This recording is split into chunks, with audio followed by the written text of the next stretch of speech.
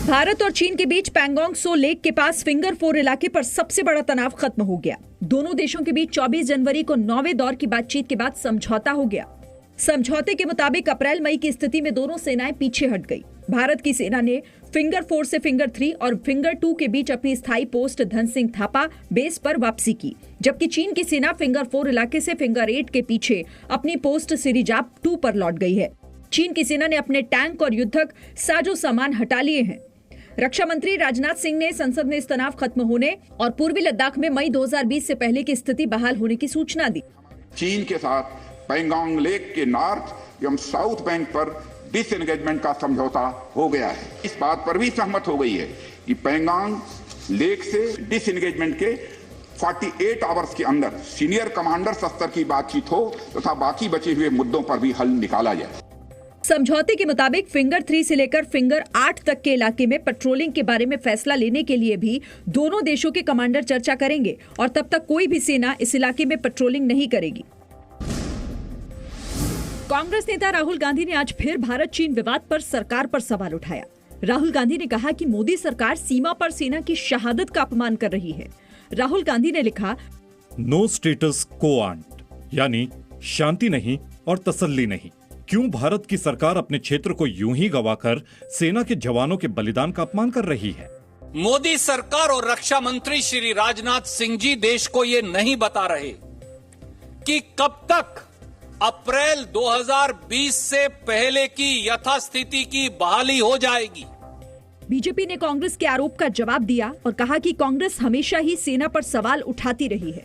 Surgical strike पर सबूत और बवाल और अब देश की पुख्ता सुरक्षा व्यवस्था पर सियासी धमाल, खुद इनका जो है वो बंटाधार और इनका कबाड़ा और तबाही करेंगे। कांग्रेस नेता और वायनाड के सांसद राहुल गांधी ने आज संसद की मर्यादा का उल्लंघन किया।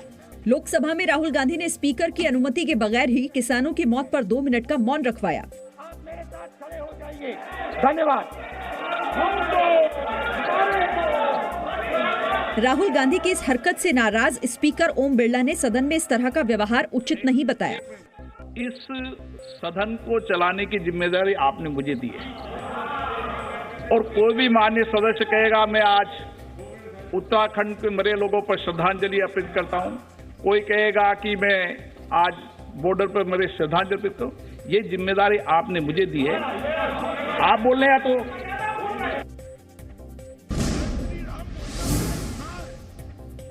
गृह मंत्री अमित शाह ने आज पश्चिम बंगाल के कूच बिहार और ठाकुर नगर में रैली की। कूच बिहार की रैली में अमित शाह ने जय श्री राम के नारे लगाए और ममता बनर्जी से पूछा कि पश्चिम बंगाल में नहीं तो क्या पाकिस्तान में जय श्री राम के नारे लगेंगे। जय श्री राम। अरे बनता दीदी, बंगाल में जय श्री राम नहीं बोलना जाएगा तो कहां पाकिस्तान में बोला जाएगा क्या? कूच बिहार में अमित शाह ने बीजेपी की चौथी परिवर्तन यात्रा को हरी झंडी भी दिखाई। इसी रैली में अमित शाह ने राजवंशी समुदाय की नारायणी सेना के लिए अर्धसैनिक बलों में एक अलग बटालियन बनाने का ऐलान किया। इसके बाद अमित शाह ने ठाकुर नगर में भी रैली की, जहां उन्होंने मतुआ समाज को जल्द ही नागरिकता देने का भरोसा दिया।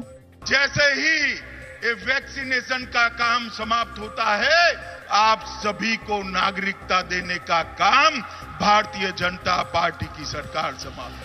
ममता बनर्जी ने भी आज कोलकाता में एक चुनावी रैली को संबोधित किया। मेरे को गाली दे सकता है लेकिन आप मेरे को इग्नोर नहीं कर सकता है, यही चीज है, ये आपको वो समझना चाहिए। 26 जनवरी को दिल्ली के लाल किला में हुई हिंसा के मामले में दिल्ली पुलिस की क्राइम ब्रांच आरोपी दीप सिंह सिद्धू से पूछताछ कर रही है। क्राइम ब्रांच की special investigating unit Lal Qila में हुई हिंसा का वीडियो दीप सिंह सिद्धू को दिखाकर दूसरे दंगाइयों की पहचान कर रही है। क्राइम ब्रांच इसके साथ ही दीप सिद्धू के मोबाइल कॉल रिकॉर्ड्स और लैपटॉप की जांच कर रही है। दीप सिद्धू 26 और 27 जनवरी तक 2 मोबाइल नंबरों का इस्तेमाल कर रहा था। खासतौर पर 26 जनवरी के कॉल रिकॉर्ड के जरिए दिल्ली पुलिस हिंसा में उसकी मौजूदगी साबित करेगी। पुलिस ने सिद्धू से पूछा कि वो अपने दोस्तों के साथ किस खास मकसद से दिल्ली आया था।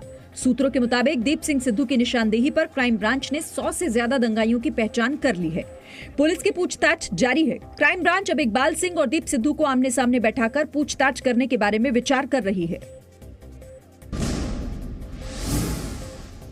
एनआईए ने पंजाब के मोगा में जिलाधिकारी के दफ्तर पर खालिस्तानी झंडे को फहराने के मामले में 6 खालिस्तानियों के खिलाफ चार्जशीट दाखिल कर दी है। सभी आरोपी सिख फॉर जस्टिस नाम की खालिस्तानी समर्थक संस्था से जुड़े हैं। 14 अगस्त 2020 को इंद्रजीत सिंह, जसपाल सिंह और आकाशदीप सिंह ने मोगा के जिला अधिकारी के दफ्तर पर खालिस्तानी झंडा फहराया था।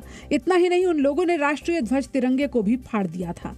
तीनों खालिस्तानी आतंकी गुरपतवंत सिंह पन्नू और हरप्रीत सिंह की सिख फॉर जस्टिस संगठन से जुड़े हुए थे।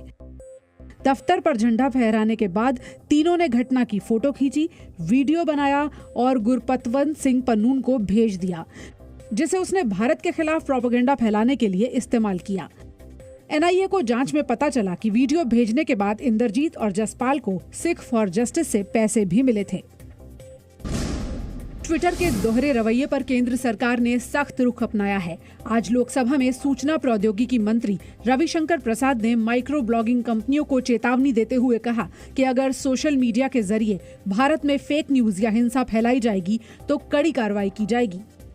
सोशल मीडिया का दुरुपयोग अगर हिंसा, फेक न्यूज, वैमनस्य बढ़ाने के लिए किया जाएगा तो कार्रवाई होगी, यह हम बहुत विनम्रता से कहना चाहते हैं। तो दूसरी बात, हम भारत के चुनाव की प्रक्रिया को भ्रष्टाचार से प्रभावित करने की कोशिश करेगा तो सख्त कार्रवाई की जाएगी। केंद्रीय सूचना प्रौद्योगिकी मंत्री रविशंकर प्रसाद ने कहा कि माइक्रो ब्लॉगिंग कंपनियां भारत को लेकर दोहरा रवैया अपना रही हैं। वॉशिंगटन के कैपिटल हिल पर जब रैंसैकिंग होती है, पुलिस को कार्रवाई करना पड़ता है, तो कुछ ये माइक्रो ब्लॉगिंग कंपनियां उसके साथ खड़ी हो जाती हैं।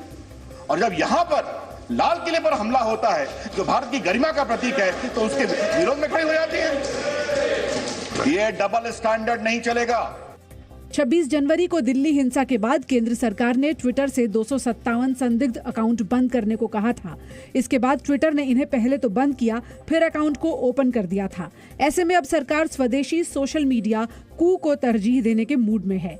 इससे पहले ट्विटर ने अपनी सफाई में कहा था कि उनकी पॉलिसी हर नजरिए का सम्मान करती है और उनका इरादा किसान आंदोलन से जुड़े हर अपडेट को लोगों तक पहुंचाना था। Presenting B News app, available on Google Play and App Store. Download it now.